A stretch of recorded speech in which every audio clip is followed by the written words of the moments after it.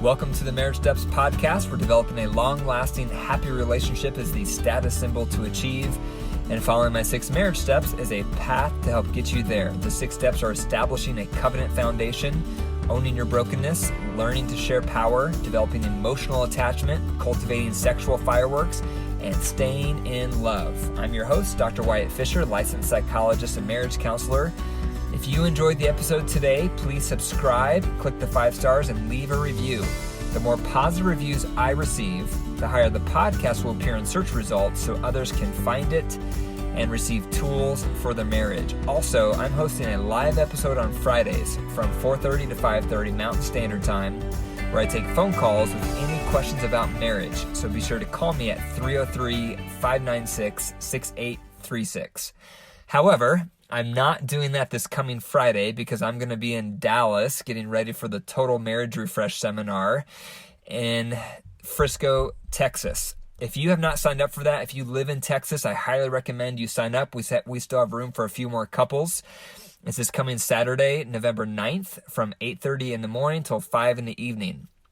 The following weekend, I'm going to be in Denver and Broomfield, Colorado, right next to Denver, doing the seminar also. So if you haven't registered and you live in Colorado, I'm doing it November 16th.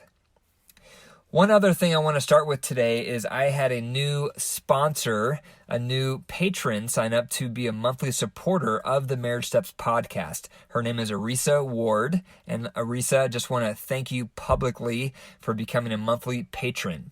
So there's 3 options to become a monthly patron. There's the bronze, the silver, and the gold. And each one you sign up for, you get different benefits. And the reason I solicit patrons is to help me keep this Marriage Steps podcast on the air. So when you become a monthly supporter, you are helping reduce the divorce rate one marriage at a time because this podcast is listened to from all over the world.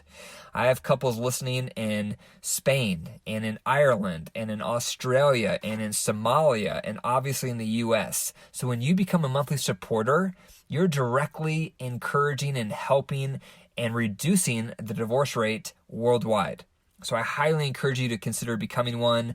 I'm so grateful for the patrons. If you are interested in that, go to patreon.com/marriage steps. That's patreon.com/marriage steps.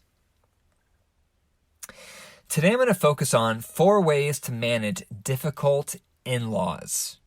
I had a woman come up to me at the last Total Marriage Refresh seminar I did, and she said, you have to do an episode on difficult in-laws. And so here it is. So I hope you are listening to this, and I hope you find some of these ideas helpful. So the first point is, what are difficult in-laws? For us to define our terms. A difficult in-law can behave in several ways. One is they may shun you, or they may give you the cold shoulder because they don't like you. There's something about you they don't like. Maybe it's the color of your skin. Maybe it's your socioeconomic background. Maybe it's your faith background. Who knows? But for one reason or another, they've decided they don't care for you, and so they're going to give you the cold shoulder. That's one thing difficult in-laws do. Another thing is they may criticize you. They may make sarcastic remarks, digs. They might be passive-aggressive. They may be overtly aggressive and say rude things to you. Sky's the limit. Difficult in-laws can be really outrageous with how they treat their son-in-law or daughter-in-law. Another thing difficult in-laws can do is they may not respect your wishes with your children. So perhaps they come over to visit and they're around and you're asking them not to do something with your kids and they do it anyway. So disrespectful. And I have a lot of experience with this. My mother-in-law, when our kids were young, she would visit us and we would ask her, please don't do this or please don't do that with the kids. And the moment we would turn our backs, she would do it. And we felt very disrespected and it was very frustrating and it happened frequently. And it created a lot of relationship problems between us and her because she would not respect our wishes. And she thought she was the final authority when she was in the house, and she failed to realize we were the final authority in our house with our kids. So maybe some of you have experience with that. But those are just some top examples of difficult in-laws, and they can be a thorn in your side. They can be so challenging, and if you're not careful, it can create marriage problems. And that leads me to step number 2, which is become a unified front. When you get married, your top priority becomes your spouse, not your parents.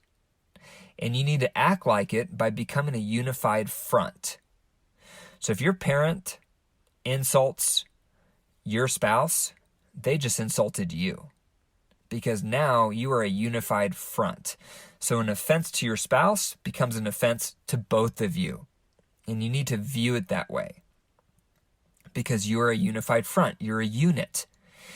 And if your spouse gets their feelings hurt because of your parent, you need to empathize with that and not defend your parent. So many people fall into the trap of defending their parent and saying, oh, they didn't mean it like that, or that's just how they are. And meanwhile, your spouse is in tears because their feelings are hurt, because they've been rejected, or they're the recipient of passive-aggressive behavior, or they're disrespected in some way.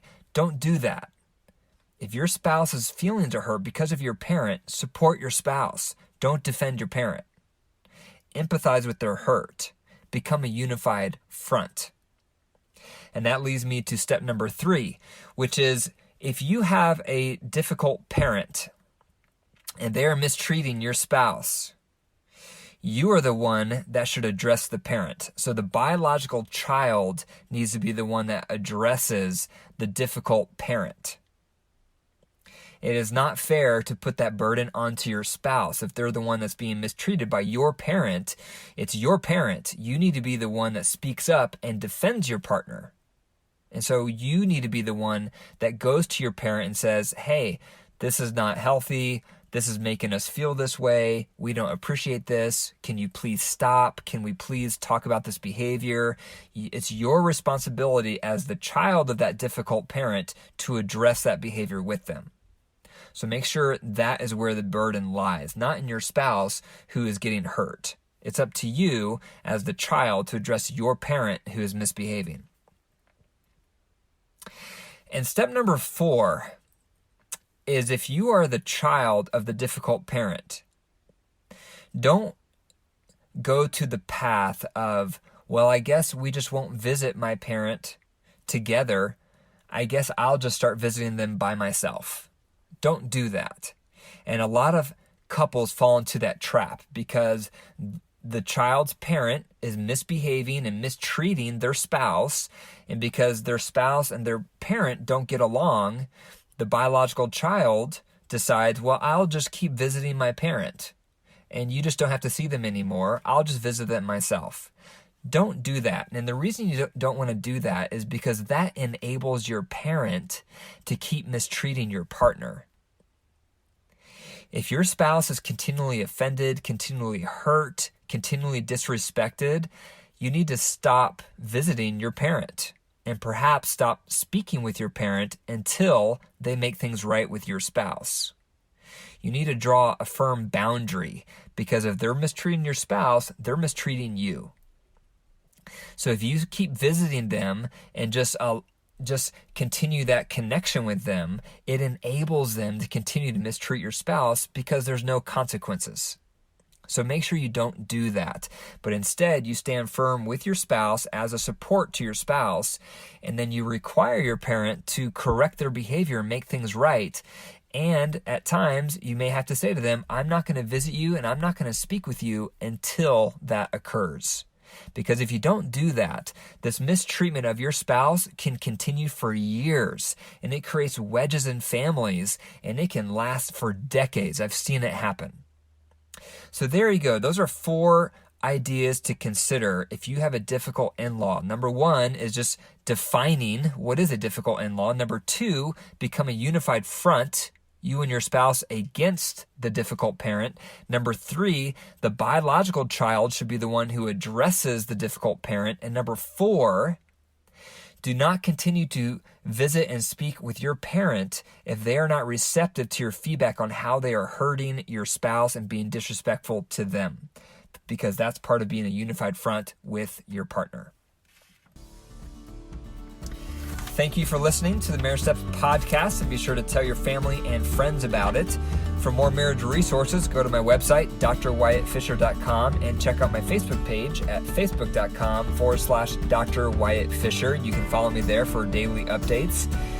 If you believe in this podcast and would like to help me reduce the divorce rate one marriage at a time by keeping it on the air, please consider becoming a monthly supporter by going to patreon.com/marriage steps, which I mentioned earlier.